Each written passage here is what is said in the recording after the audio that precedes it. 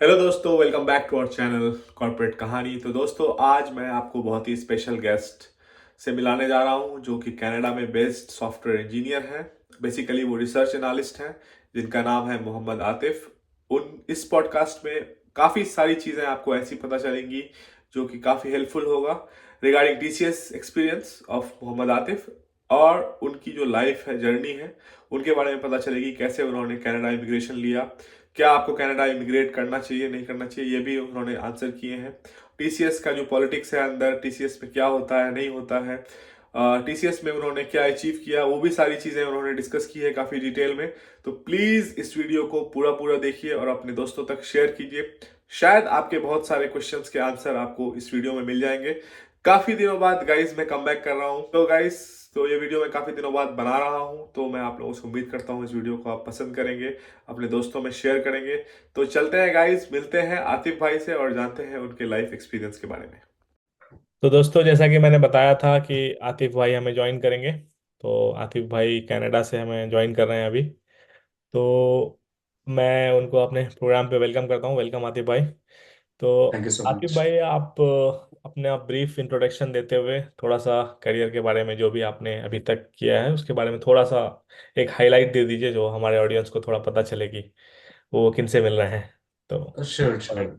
सो मेरा नाम मोहम्मद आतिफ है ji and you can call me Atif. और अभी करेंटली मैं कैलगरी में बेस्ड हूँ कनाडा में। जी जी एंड मेरा प्रोफाइल जो है वो रिसर्च एनालिस्ट है which is in market research. So जिन लोगों को नहीं पता है, market research basically consumer behaviour को जानने के लिए हम लोग करते हैं। जैसे कि सपोज फॉर एग्जांपल आपका कोई बिजनेस है, आपको या बिजनेस स्टार्ट करना है जी जी। और आपको पता करना है कि मेरा प्रोडक्ट चलेगा या नहीं चलेगा। हम्म। या फिर आपका एग्जिस्टिंग कोई बिजनेस है और आपको उसकी परफॉर्मेंस अच्छी करनी है, तो उस केस में ज़्यादातर जो बड़ी कंपनीज होती हैं जी जी। वो मार्केट रिसर्च कंडक्ट करती हैं। हम्म। तो उसी में मैं हूँ। और जी। ऑलमोस्ट मुझे अभी 8 साल का एक्सपीरियंस हो गया है। वाह, माशाल्लाह, अभी वाह। एक यूएस बेस्ड फर्म के लिए मैं काम कर रहा हूँ, hmm. Basically in automotive division. Hmm. So total तो एक्सपीरियंस मेरा 8 साल का जी है। जी, यहाँ पर मैं एक छोटा सा क्वेश्चन पूछता हूँ। या कौन कौन से टाइप के टूल्स यूज करते हैं आप? लाइक काफी लोग पूछते हैं, जैसे मार्केट रिसर्च है तो टूल्स उसमें कौन सा यूज होगा? हाँ, तो वैसे तो डिपेंड करता है, अलग अलग कंपनीज जो हैं वो अलग अलग टूल्स यूज करती हैं। जी जी। बट जो बेसिक टूल्स हैं वो एसपीएसएस होता है, जो डेटा मैनिपुलेशन और एनालिसिस के हम्म लिए यूज होता है। हम्म। एक्सेल हमेशा हर वक्त यूज करते हैं हम लोग। जी जी। और प्रेजेंटेशंस जो देना होती हैं क्लाइंट्स के लिए, हम्म तो वो कुछ लोग पावर पॉइंट में देते हैं। हम्म। कुछ कंपनीज जो है वो टैबलू और पावर बीआई भी यूज कर रही हैं अभी। अच्छा। तो तो मेन, बेसिकली आप लोगों ग्राफ्स वगैरह जो होता है, लाइक आप पूरा वो हाँ, डिजाइन करते हैं, उस टाइप का आपका रोल है, राइट? जहाँ तक राइट मैं राइट समझ पा रहा हूँ, जैसे आपने कुछ फाइंडिंग किया तो उस हिसाब से जो ग्राफ्स वगैरह जो विजुअलाइज करते हैं, आप विजुअलाइजेशन एक्चुअली करते हैं, राइट। राइट? पूरा kind of. Project life cycle होता है जिसमें स्टार्टिंग में हम प्रोजेक्ट डिजाइन करते हैं। अच्छा अच्छा। इसको रिसर्च डिजाइन कहते हैं। हम्म। तो उसमें एक क्वेश्चनर डिजाइन करते हैं हम लोग, जो सर्वेज कंडक्ट करते हैं, कौन हम्म कौन से क्वेश्चंस पूछना है, किस टाइप से हम्म। पूछना है। अच्छा अच्छा। उसका नेक्स्ट जो नेक्स्ट पोर्शन जो होता है उसका, हम्म वो होता है अपना डेटा कलेक्शन। तो हम्म। डेटा कलेक्ट करते हैं, उसमें डेटा क्लीनिंग होता है, डेटा एनालिसिस होता है। जी जी। फिर उसको हम रिप्रेजेंट करते हैं in form of graphs and अच्छा अच्छा। टेबल्स। भाई वो लास्ट स्टेप होता है, तो मुझे ज़्यादा जानकारी हाँ, नहीं थी, इसलिए मैंने वो आपसे लास्ट स्टेप होता है। तो बेसिकली एक और सवाल है, क्योंकि हमारी जो ऑडियंस है वो मोस्टली टीसीएस वालों की है, क्योंकि मैंने या टीसीएस पे बहुत सारे वीडियोस बनाए। तो आपका टीसीएस का एक्सपीरियंस कैसा रहा? लाइक टीसीएस में आपने क्या फील किया और आपका क्या क्या रहा उसमें, आप उसके बारे में थोड़ा सा highlight. Sure. So last 4 years में था टीसीएस में। और मेरा मतलब सबसे ज़्यादा एक्सपीरियंस भी टीसीएस में है। Hmm. Although this is my fourth organisation, अच्छा अच्छा। लेकिन टीसीएस में मेरा सबसे ज़्यादा एक्सपीरियंस है। तो हम्म। टीसीएस को लेके बहुत मैं दोनों चीज़ें बताऊंगा कि पॉजिटिव्स क्या है और हाँ हाँ, नेगेटिव बिल्कुल क्या बिल्कुल, वही मेरी ऑडियंस जानना चाहती है एक्चुअली। है। सो पहली बात जो मुझे टीसीएस में अच्छी लगी वो थी आपका वर्क लाइफ बैलेंस। हम्म। टीसीएस में जो है जितना काम और कंपनीज में होता है उतना जी। आपको वर्कलोड नहीं होता है, तो आप अच्छे से अपनी लाइफ बैलेंस कर सकते हो। हम्म। जी। दूसरा आपका जॉब सिक्योरिटी है। जी। सबको पता है TCS is like highly semi government, तो जी। ले ऑफ का ये सब टेंशन नहीं होता है। हम्म। और वर्क कल्चर मुझे हम्म। काफी अच्छा लगा टीसीएस का। अच्छा। हाँ। जी। और अगर मैं तो नेगेटिव्स की बात करूं तो हम्म। नेगेटिव पॉइंट्स में आपका एक आता है सैलरी हाँ, इंक्रीमेंट्स। ये सब कर रहा था हर एम्प्लॉय का। जी। 4 ईयर से मेरा हार्डली, आई डोंट नो कितना बड़ा, मुझे तो अप्रोक्स सिमिलर ही लगता था। हाँ, ये और रहता है इशू। एक सैलरी का इशू है, और थोड़ा आप हायर लेवल पे जब जाएंगे तो जी। पॉलिटिक्स या फिर आप हम्म। ये सब फेस करना होता लाइक है वहां पे जैसे। कहा जाता है कि बैठे हुए हैं कुछ लोग ऐसे करके, हाँ, पानी राइट। निकाल के सही बात है, आपने भी फील किया। तो करेक्ट। मैं जब तक काम कर रहा था तब तक ठीक था। फिर मुझे जब प्रोजेक्ट स्विच करने की बारी आई, हाँ हाँ। तो मुझे आरएमजी में जाना था। तो अच्छा। उसके लिए जो स्ट्रगल था, तो दैट वाज सबने झेला हॉरिबल। सही है, तो ये एक कॉमन ही है, मतलब सबके साथ हुआ है, मेरे साथ भी हुआ है, आपके साथ भी हुआ है। राइट। तो अब हम आते हैं थोड़ा सा, लाइक काफी लोगों का डाउट ये रहता है कि वो ऑन साइट वाला, तो टीसीएस में ओके। आप लोग, आपको ऑन साइट की कोई अपॉर्चुनिटी मिली या फिर आपको कोई अपॉर्चुनिटी नहीं मिली अभी तक? क्योंकि कई लोग बोलते हैं लंबे टाइम तक रुकने से मिल जाती है, जैसे 4 इयर्स आप रुके, तो उसमें कहीं पे आपको मिला कुछ ऐसा? ये भी पूछते फोर हैं ईयर्स तक मुझसे। मैं था। तो पहला पॉइंट होता है कि आपका जो प्रोजेक्ट जिसमें आप काम कर रहे हो उसके जी। क्लाइंट कहाँ पे बेस्ड है। हम्म। तो हमारे केस में जो थे वो ज़्यादातर मिडिल ईस्ट और जी जी। यूरोपियन कंट्रीज में थे। तो हम्म। मुझे जो ऑन साइट चाहिए था, मैंने क्लियरली बोला था कि मुझे कनाडा ऑन साइट चाहिए, बिकॉज मैं वहाँ इमिग्रेट होना चाहता हूँ। हम्म। तो मुझे मतलब हेल्प किया उन लोगों ने प्रोजेक्ट ढूंढने में, बट आई डोंट थिंक कि वो इतना एफर्ट डालते हैं। हाँ। आरएमजी जो टीम है वहाँ पे, वो चाहती है कि बस आप किसी तरह क्विट कर लो। हम्म। फ्रैंकली अगर मैं बोलूँ तो सही है। अभी जो सिनेरियो है वो ये है। बट अगर आप वहाँ किसी अच्छे प्रोजेक्ट में हैं, जी जी। आपका मैनेजर सपोर्टिव है, हम्म। और कुछ लोगों को मैंने देखा है मिल जाती है मिल ऑन जाए। साइट। हाँ, करेक्ट। तो डिपेंड करता है काफी जी जी। फैक्टर्स पे। चलिए, अब थोड़ा सा आपकी स्टोरी के साइड आते हैं, लाइक या आप sure. As a Canada PR हैं, अभी एज कनाडा पीआर हैं आप या अभी। तो आपकी ये वाली जर्नी कैसे स्टार्ट हुई? लाइक आपने कब सोचा कि कनाडा ही चलते हैं, और क्यों सोचा कनाडा, वाई कनाडा? कोई और ओके कंट्री भी सो जा सकते थे। या तो मेरा कनाडा का जो जर्नी स्टार्ट हुआ वो आई थिंक 2017 में मैंने स्टार्ट किया। जी जी। और मेन रीजन जो था, तो मेरी फर्स्ट जॉब थी। और हम्म फर्स्ट जॉब में मेरी सैलरी ऐसी थी अराउंड 15,000 पर मंथ। हम्म और मैं नया नया कॉलेज से आया था, तो ऑफिस कल्चर का मुझे इतना आइडिया था नहीं, हम्म। जो पॉलिटिक्स होती है, तो काफ़ी चीज़ों से मैं फ्रस्ट्रेटेड हुआ। जी जी। और सैलरी की भी वजह से मैं, मतलब अपना फ्यूचर जब प्लान करता था तो मैं सोचता था कि ज़्यादा से ज़्यादा कितनी हो जाएगी सैलरी, और इतने में मैं जी। अपना सारा मतलब घर चला पाऊंगा या नहीं चला पाऊंगा। हम्म। तो ये सब सोचते सोचते मेरे एक रिलेटिव थे, उन्होंने मुझे इंट्रोड्यूस किया। कनाडा का एक्सप्रेस एंट्री प्रोग्राम था। अच्छा अच्छा। तो मुझे पता था कि कनाडा में अगर मैं सेम या सिमिलर जॉब करूंगा हम्म। तो काफ़ी हाई सैलरी मिल सकती है मिल मुझे। सकती है, करेक्ट। एक रीज़न मेरा ये था, और सेकंड रीज़न मेरा था कि अ, मुझे अपना जो पैशन फॉलो करना है उसके लिए भी हम्म। मैं सोचता था कि Canada is a better place. हाँ, वो मैं उस पे आऊंगा, मैं बाद में, उसको या भी एक्सपोज मत कीजिए, वो काफी ओके। बड़ा टॉपिक है, उसको मैं कवर करूंगा। ओके। तो फिर आपने पीआर के लिए एप्लीकेशन डाल दिया तभी? हाँ, मैंने तो स्टार्ट किया था। फर्स्ट अटेम्प्ट मैंने दिया था 2017 में आइल्स का। तो मेरा अच्छा। 777 चाहिए होता है, तो जी। उसमें मेरा 0.5 से रह गया था। हाँ। बट किसी वजह से मैंने फिर वो आइडिया ड्रॉप कर दिया था। हम्म। देन कोविड केम। तो कोविड में सब लोग घर पे थे, वर्क फ्रॉम होम था, तो हाँ। मेरे पास टाइम काफ़ी था। तो मैंने फिर प्लान किया, चलो फिर से फिर से अटेम्प्ट करते करते हैं। तो उसमें मेरा क्लियर हो गया, और हैं। वाह। फिर 2 साल मुझे लगे पीआर फाइल प्रोसेस होने में। चलिए, काफी टाइम लगा but you got it right, या काफी लोगों का लाइक ड्रीम होता है वो। राइट। तो आप जो अभी कनाडा आए, तो यहाँ पे कैसे आपने जॉब फाइंड किया, इसके बारे में बाद में बात करेंगे। पहले ये पूछता हूँ मैं आपसे कि यहाँ पर टेक कल्चर कैसा लगा आपको? लाइक जैसे इंडिया में बैंगलोर है, बहुत बड़ा या हब है, लाइक आप अगर 1-2 महीने वहाँ पे थोड़ी पढ़ाई वढ़ाई करेंगे तो आपको तुरंत जॉब लग जाती है। यहाँ पे कैसा है? लाइक यहाँ पे क्या माहौल है, इसमें यहाँ मीटअप्स वगैरह हैं या नहीं है, या आपको लाइक माइंडेड लोग मिले ज़्यादा कि या कम मिले, इस तरह से आप थोड़ा सा हाईलाइट कीजिए। अगर आप इंडिया से कंपेयर करेंगे, जैसे मुंबई है या फिर बैंगलोर है, जी जी। वहाँ काफ़ी अपॉर्चुनिटीज़ भी हैं, और हम्म, काफ़ी जल्दी हम लोग कनेक्ट कर पाते हैं, क्योंकि जी जी। हम सब लोग एक दूसरे को जानते हैं, सिमिलर जी कल्चर से हैं। बट जी अगर जी। कोई यहाँ पे नया आता है तो आई हम्म, थिंक उसके लिए काफ़ी डिफिकल्ट होता है। काफी डिफिकल्ट। फर्स्ट ऑफ ऑल, मैं GTA रीजन में नहीं गया था, मैं हम्म। कैलगरी में आया था। तो Calgary। जो मेन हब है टेक का वो है अपना टोरंटो एरिया। जी जी। तो यहाँ पे मुझे इतना कुछ भी टेक का कल्चर या फिर आप बोले इतने कनेक्शंस नहीं मिले। नहीं मिले, करेक्ट।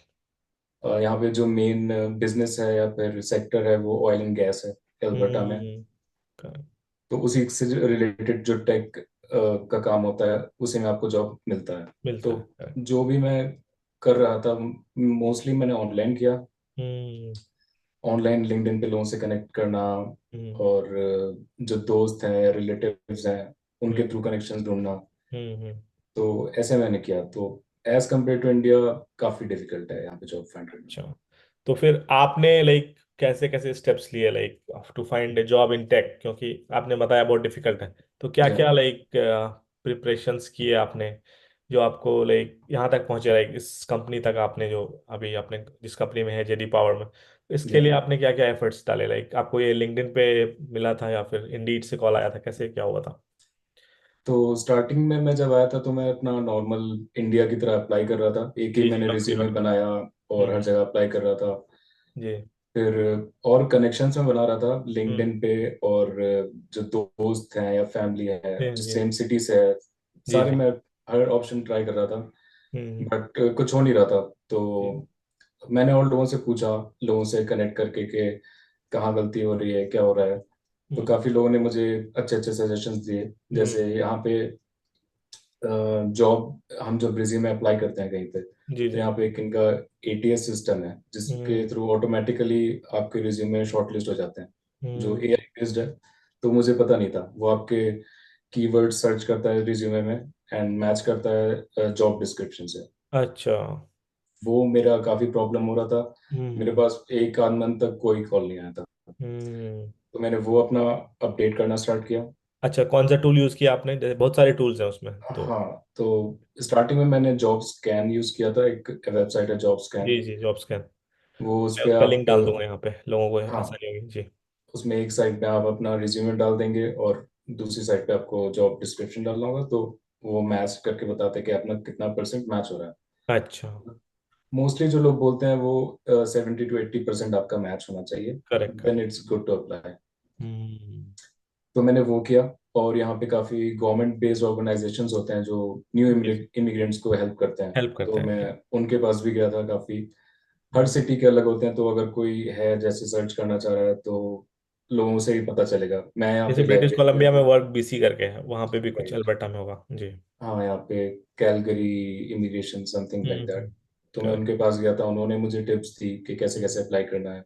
सही है। सेम चीज़ आपको वो बताएंगे कि आप अपने स्किल्स डेवलप करिए। अगर आपका स्किल गैप है कहीं पे, जो आप इंडिया में काम करते थे और यहाँ पे हम्म सिमिलर प्रोफाइल में गैप है, वो डेवलप करिए। हम्म। और अपना रिज्यूमे अपडेट करिए as per Canadian standard. Correct and third thing is connections. तो इन करेक्ट। 3 चीज़ों पे मैं काम करता था डेली। हम्म और मैंने प्रॉपर इसी पे बस फोकस किया था। हम्म। तो 1-2 मंथ के अंदर मुझे इंटरव्यू कॉल्स आना स्टार्ट हो गए थे। करेक्ट। तो जैसे इंडिया में अभी सिनेरियो है लाइक फ्रेशर्स की हायरिंग नहीं हो रही है, और स्विच भी राइट। मुश्किल हो गया है आजकल, तो आपको क्या लगता है सेम सिचुएशन कनाडा में भी है, ऐसा है या फिर यहाँ पे कुछ अलग है, आपको क्या लगता आई वुड से कनाडा में इस टाइम इवन वर्स सिचुएशन है। है? करेक्ट।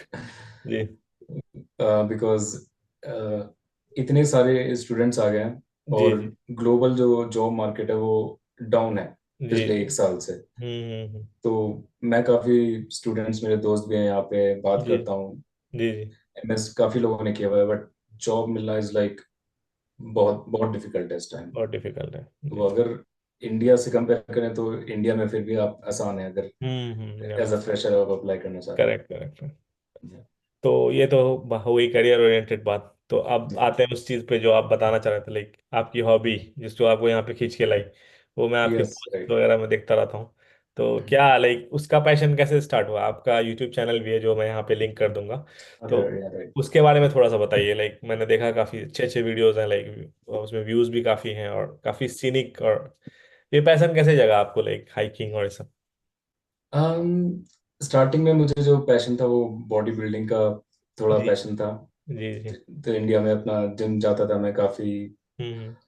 तो धीरे धीरे एक अपॉर्चुनिटी आई मेरे पास। मेरा जिम का ट्रेनर एक दिन बोलता है कि कल जिम बंद रहेगा और आपको आप आना, आपको आना है तो फिर आप परसों आना। तो मैंने उसको अच्छा। पूछा कि क्या हुआ कल? तो ही सेड कि कल कंपटीशन है तो सब लोग कंपटीशन में जा रहे हैं। तो उसने जी मुझे भी पूछा कि तुम चलोगे? हाँ तो हाँ मेरा उस टाइम परसेप्शन ऐसा था कि अरे मुझसे मुझसे कहाँ कुछ होने वाला है। हाँ। तो उसने कहा अरे चल के देखो।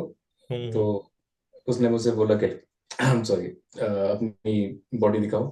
तो हाँ। मैंने उसको अपनी जब बॉडी दिखाई तो बोलता है कि ठीक है चलो कल कंपटीशन में चलते हैं। हम्म। तो मैं कंपटीशन में गया। वो मिस्टर बरेली कंपटीशन था। अच्छा मैं अच्छा। बरेली से बिलोंग करता हूँ। हम्म। तो उसमें मेरी फोर्थ प्लेस आई। ओह वाह। अचानक से तो लाइक या उस टाइम बिना मैं अराउंड सोचे। 20 ईयर्स ओल्ड बहुत था। बड़ी तो बात। जी उससे मुझे काफी मोटिवेशन मिला कि मतलब अगर अपॉर्चुनिटी है आपके पास कोई जी जी। और आपको आप प्रॉपर यूटिलाइज करते हो हम्म। तो आप काफी कुछ अचीव कर सकते हो। तो करेक्ट। वहां से मेरी फिटनेस की जर्नी स्टार्ट हुई। हम्म। उसके बाद मैंने अभी 2022 में भी कॉम्पीट किया था। वो ऑल ओवर इंडिया था, अच्छा। Natural body building competition. Hmm. वो HSF नाम से होता है। जी जी जी। तो उसमें मैंने कॉम्पीट किया था एंड उसमें मेरी सेकंड प्लेस आई थी ऑल ओवर इंडिया। वाह। हम्म। और इसके अलावा मुझे घूमने का बहुत शौक है। तो हाँ हाँ। जी। मैं मतलब मुझे चीज़ें एक्सप्लोर करना बहुत पसंद है। हम्म मैं स्टार्टिंग से ही बाइक लेके कॉलेज बंक करके हम इधर हम्म उधर जाते थे। तो हम्म, काफ़ी मैंने एक्सप्लोर किया इंडिया में भी। जी जी। बाइक ट्रिप्स मैंने करी, नेपाल में गया। हम्म। और जो सबसे अच्छा मेरा ट्रैवल एक्सपीरियंस था वो था एवरेस्ट बेस कैंप। वाह। जी तो वो माउंट वीडियो एवरेस्ट मैंने में जो अभी मैं आपका एक्सप्लोर कर रहा था चैनल, तो उसमें दिखा मुझे, या हाँ, काफी अच्छा है वो। वो मतलब अभी तक का मेरा बेस्ट एक्सपीरियंस था। और हम्म, उस पर मैंने प्रॉपर वीडियो भी बनाई थी। जी तो जी। वो यूट्यूब पे अवेलेबल है। तो हम्म। वो मेरा बेस्ट एक्सपीरियंस था अभी तक का। वो मैं यहाँ पोस्ट कर दूंगा, थोड़ा लोगों को कुछ या इसमें लर्निंग थैंक यू। मिले मुझे भी। और तो और ये सब जो आपने किया लाइफ में, लाइक इतना, लाइक आपने पीआर लिया, इधर इधर आपने या इधर बॉडी बिल्डिंग में अचीव किया, तो कैसे लाइक आप मेंटली खुद को कैसे वो करते हैं, लाइक प्रिपेयर करते हैं आपको इतना कुछ करने के लिए? काफी मुश्किल है, लाइक इट्स नॉट इजी ये इतना हाइक करना, और इधर भी राइट। आप टेक में भी हैं, तो इसको कैसे वो मैनेज करते हैं? सबसे पहली चीज मतलब जो मैंने सीखी वो अपनी डिसीजंस खुद लेना, मतलब अपना स्टैंड लेना। जी वो जी। इंसान के अंदर जरूरी होना चाहिए। हम हम्म। अब कोई भी डिसीजन लेते हैं, सपोज कोई कनाडा आना चाहता है इंडिया से, जी जी। तो उसके पीछे आपको प्रॉपर मतलब अपना रीजन पता होना चाहिए कि मैं हम्म। क्यों जाना चाहता हूँ। राइट। मोस्टली क्या होता है कि लोग मतलब एक स्टेटस सिंबल भी अपने इंडिया में है कि अरे हाँ, अपना लड़का बाहर पढ़ कनाडा रहा में है। रहता। और लोग इंस्टाग्राम पे देख लेते हैं फोटोज, उससे हम्म। मोटिवेट हो जाते हैं कि अरे बाहर जाएंगे तो मजा आ जाएगा। सो लोग मतलब खुद को नहीं समझ पाते हैं कि हमें क्या करना है। करेक्ट। तो मेरा फर्स्ट मोटिवेशन यही होता है कि खुद खुद को पहले समझो जी कि जी। हम मतलब खुद से क्या चाहते हैं। मैंने अपने इंटरेस्ट डेवलप किए, मैंने खुद हम्म को एक्सप्लोर किया। तो हम्म मुझे पता चला कि मेरा इंटरेस्ट फिटनेस में है हम्म, और चीज़ें एक्सप्लोर करने में है। जैसे जी। मुझे रियली मतलब असलियत में मुझे अच्छा लगता है करने में ये सब। अच्छा। तो ड्राइविंग फोर्स वही है कि मुझे आई ड्राइविंग लव फोर्स व्हाट से आई डू, ये या वाला। ठीक है, ये बड़ी तो बात। एक ये भी मतलब रीज़न कनाडा आने का भी था। तो कनाडा में भी अब मैं जो मैंने लोकेशन सेलेक्ट किया है, हम्म। मतलब मैं कैलगरी आया। तो कैलगरी इज मतलब बेस्ट प्लेस टू एक्सप्लोर। हम्म। यहाँ पे जो रॉकी माउंटेन रेंज है अपनी वो बहुत पास में है। जी तो जी जी। Every weekend I am going on hiking. वाह। तो हम्म। हर वीकेंड मेरा जाना रहता है और जी। I am loving it. हाँ, मैं देखता हूँ आपके स्टेटस तो समझ में आता है। तो अभी डिस्कशन थोड़ा आगे बढ़ाते हैं, तो आपके बारे में एक चीज मैं जानना चाहता हूँ जो काफी लोगों को हेल्पफुल होगी, कि आपकी लाइफ का जो बिगेस्ट अचीवमेंट है वो क्या है, लाइक क्या आपने, आपको लगता है कि आपने अचीव किया है अब तक biggest? Biggest achievement I would say, एक बिगेस्ट अचीवमेंट यही होगा कि आज मैं इंटरव्यू दे रहा हूँ आपको। अरे नहीं नहीं, ऐसा कुछ नहीं है। नहीं, सीरियसली, अगर मैं इतने छोटे शहर से आ सकता हूँ यहाँ पे, और इतना कुछ मैंने अचीव किया कि आप मेरा इंटरव्यू ले रहे हैं, तो that is one of my biggest achievement. थोड़ा ज्यादा हो इसके अलावा गया। इसके अलावा अगर आप पूछेंगे तो आई वुड से ट्रैवलिंग में मेरा ज्यादातर बिगेस्ट अचीवमेंट्स हैं। जी जी। माउंट एवरेस्ट बेस कैंप, हम्म। जो कि सिर्फ एक अचीवमेंट ही नहीं था मेरे लिए, एक लाइफ चेंजिंग एक्सपीरियंस भी था। जी जी। तो एक रीजन मेरा ये भी है कि मैं नई नई जगह पे घूमना चाहता हूँ और एक्सप्लोर करना चाहता हूँ, क्योंकि आपका करेक्ट। लाइफ का जो पर्सपेक्टिव होता है उससे चेंज होता है। जी जी। आप नए नए लोगों से मिलते हैं, तो हम्म हम जब किसी छोटे टाउन में, शहर में रहते होते हैं, तो हमारा बहुत छोटा सा परसेप्शन होता है कि करेक्ट जिंदगी, करेक्ट। पैसा कमाना है, जॉब है, हम्म घर परिवार, घर खरीदना है। लेकिन हम्म, जब आप बाहर निकलते हैं तो आपको रियलिटी समझ में आती कि समझ में आते एक्चुअल हैं। में है क्या। तो या आई थिंक सबसे बड़ा achievement, I think, Everest base camp. Hmm. तो any plans of coming back to India, या आप वहीं रहेंगे? Like you have decided to be a Canadian citizen, और क्या आप सोचते हैं इस पर्सपेक्टिव पे? मुझे अभी तक जो लगता है, मैं कनाडा में ही रहूँगा, हम्म। क्योंकि इंडिया में मैं ये सब नहीं कर पा रहा था जो मैं यहाँ कर सकता हूँ। करेक्ट। यहाँ की करेंसी अच्छी है, तो मैं अच्छा अर्न करके अपने हम्म इंटरेस्ट में स्पेंड कर सकता हूँ। हम्म। और यहाँ बहुत सी चीज़ें हैं। इंडिया में अगर मैं मिडिल मिडिल क्लास फैमिली से हूँ, और हम्म मुझे नॉर्मल, अपना नॉर्मल लाइफ मुझे स्पेंड करनी है, हम्म तो आई थिंक काफ़ी मुश्किल पड़ता है इस टाइम। अगर आप दिल्ली में रह रहे हैं या फिर मुंबई में हम्म रह रहे हैं, रेंट इतना ज़्यादा, सब कुछ। हम्म तो as compare to India, I think Canada में मुझे काफ़ी अपॉर्चुनिटीज़ मिलती हैं हम्म। और काफ़ी सपोर्ट मिलता है। तो मे भी इंडिया घूमने के लिए जाऊंगा, लेकिन not permanently back. Okay okay. चलिए, एक और लास्ट क्वेश्चन मैं पूछूंगा जो काफी इंपॉर्टेंट है हमारे व्यूअर्स के लिए खास। ऑफिस कल्चर कैसा है, like Canada compare to India? क्योंकि आप दोनों जगह के ऑफिस में काम कर चुके हैं, तो या आपसे बेटर कोई नहीं बता सकता। तो इस पर थोड़ा सा हाईलाइट कर दीजिए। ऑफिस फिल्म कल्चर इलाज। तो नहीं, मैं वर्क कल्चर बता पाऊंगा, क्योंकि मैं रिमोटली वर्क करता हूँ। अच्छा अच्छा। तो ज़्यादातर तो अपना ऑनलाइन ही होता है।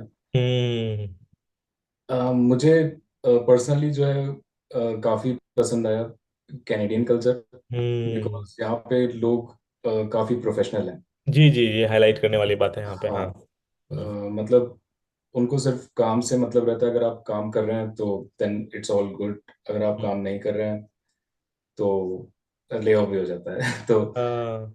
और ऐसा होना भी चाहिए। बट इंडिया में डिफरेंट सीन होता है। इंडिया में बहुत सी चीज़ें हैं। अब पॉलिटिक्स जो है, मतलब यहाँ पे एक हायर लेवल पे होती है, बट इंडिया में जो है वो, I would say dirty her level पे पॉलिटिक्स। होती है। हाई लेवल पे होती है, डर्टी पॉलिटिक्स। तो जी। मतलब कोई बैक बाइटिंग कर रहा है, ये सब हाँ चल जी। रहा है। तो हम्म वो सब बिल्कुल मतलब अच्छा नहीं लगता है। हम्म बट एक पॉजिटिव चीज ये भी है कि इंडिया में मतलब लोग इतने प्रोफेशनल नहीं होते हैं, तो थोड़े घुल हम्म। मिल के भी रहते हैं ऑफिस घुल में। मिल के भी रहता है, करेक्ट।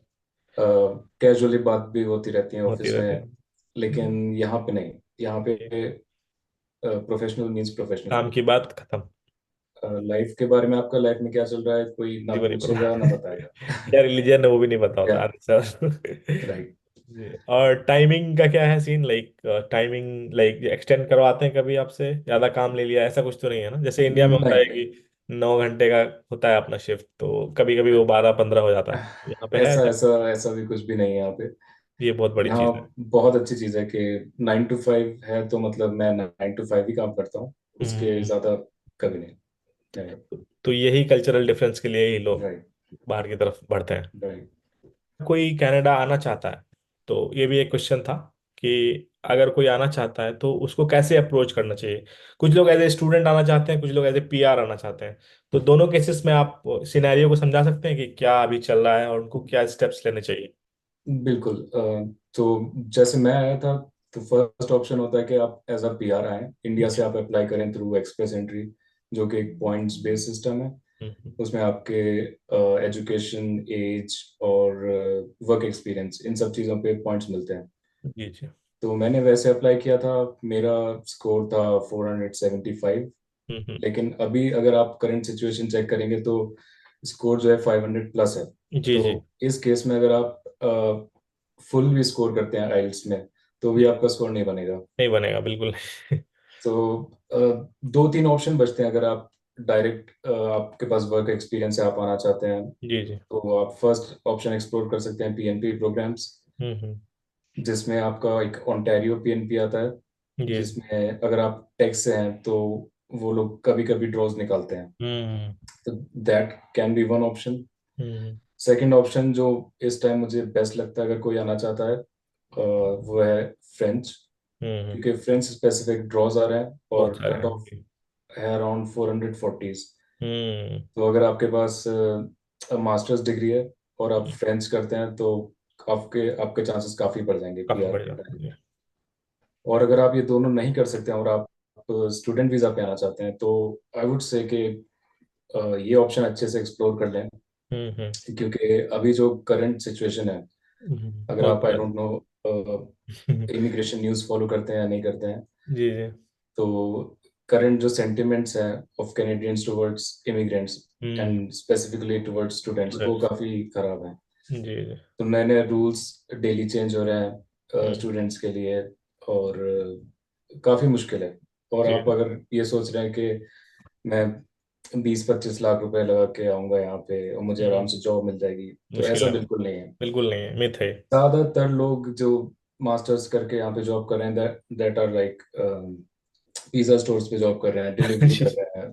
बुरा हाल है। तो ये हाल है। Only in one case I would suggest कि अगर आपकी ग्रेड्स अच्छे हैं, आपने बैचलर्स किया हुआ है, हम्म। आपको मास्टर्स में आना है और आप अच्छा स्कोर करें आइल्स में, और आपको अगर कोई टॉप टॉप यूनिवर्सिटी यूनिवर्सिटी। मिलती है, करेक्ट।